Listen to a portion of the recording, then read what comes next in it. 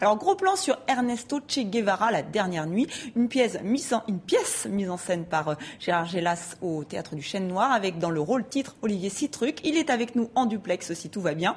Alors, pour faire court, cette pièce nous fait revivre la dernière nuit du Che en Bolivie. Donc, Olivier Citruc est avec nous. Donc, peut-être une première question avant de voir un extrait de la pièce. C'est pas trop dur d'interpréter une telle icône? C'est un peu écrasant comme rôle, non? Alors, heureusement, je ne me suis pas posé la question.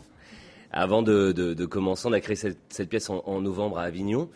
Et je ne me suis pas posé la question. J'ai lu un personnage, j'ai lu une pièce, c'était un personnage à jouer. Alors, il se trouve que c'était Guevara, mais d'abord, j'ai pris ça comme un personnage. Donc, j'ai pas eu trop d'angoisse. Après, le soir de la première, j'ai eu l'impression d'avoir de la pression. Ouais, parce que je me dis, oh là là là, c'est un révolutionnaire, un héros romantique. Plein de gens... Il y a une vraie légende autour de ce personnage, donc les gens ont beaucoup d'opinions sur lui.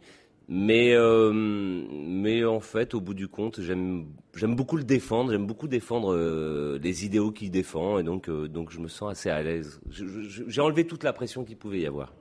Alors justement, dans cette pièce, on veut dépasser la légende pour mieux connaître en fait l'homme qui se cachait derrière Che Guevara. On regarde tout de suite un petit extrait. Vous savez comment on vous appelle aux États-Unis? On dit beaucoup de choses sur moi aux États-Unis. On vous appelle le boucher de la campagne. Moi, je dois pas vous faire peur si vous osez me le dire en face. Oh, je me contente de répéter ce qu'on dit aux États-Unis. Comprenez-moi bien, monsieur Matthews. Nous n'avons pas fait cette révolution pour qu'on dise de jolies choses sur nous aux États-Unis. Au contraire. Les gringos nous descendent dans leurs propos, plus il est clair que nous avançons. Commandant, c'est le monde libre. Expliquez-moi, c'est quoi pour vous le monde libre? Parce qu'ici en Amérique latine, il semblerait que nous ne soyons libres que pour en chier et crever de faim. Dans le monde libre, ne venons plus de ça. Donc voilà, c'est dit, il y a une dimension politique évidemment à cette pièce. Alors Olivier Citruc, justement par rapport aux questions que pose la pièce, il y en a une, est-ce qu'on peut faire une révolution sans violence? C'est une question qui reste ouverte?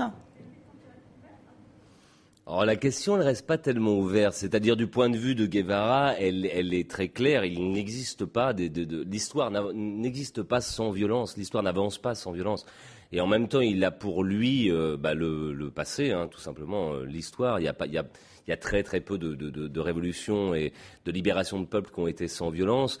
Et même l'histoire avance par des guerres perpétuelles. Donc en même temps, Guevara, lui, justifie complètement la violence qu'il a pu utiliser ou qui a été utilisée à Cuba, qui était une guerre une révolution, enfin, qui était une guerre de libération.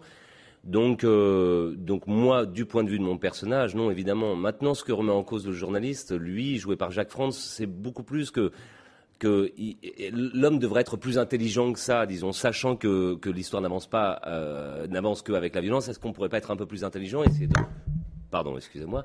Est-ce qu'on ne pourrait pas essayer de tous ensemble réfléchir au fait qu'il y a une possibilité d'avancer sans la violence et que si on considérait que c'était une fin et non pas un moyen, peut-être qu'on arriverait à arrêter la violence. La pièce crée un vrai débat. Je suis même pas sûr qu'on puisse sortir avec une opinion très tranchée de la pièce. On aime le personnage de Guevara. Je crois qu'on peut être un peu avec lui et en même temps se dit non, c'est pas bien. Effectivement, tuer des hommes au nom de telle ou telle idée, c'est évidemment pas bien.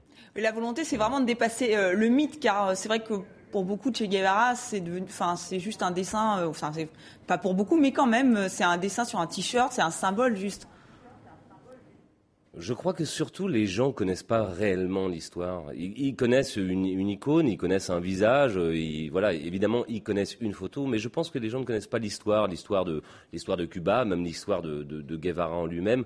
Je pense qu'en plus, elle correspond à des générations. Nous, moi je la connais un peu et encore j'étais un peu limite, mais je pense que c'est une génération qui a été forcément marquée par ça, qu'on peut considérer comme la génération 68. Les gens plus jeunes ne connaissent absolument pas cette histoire-là.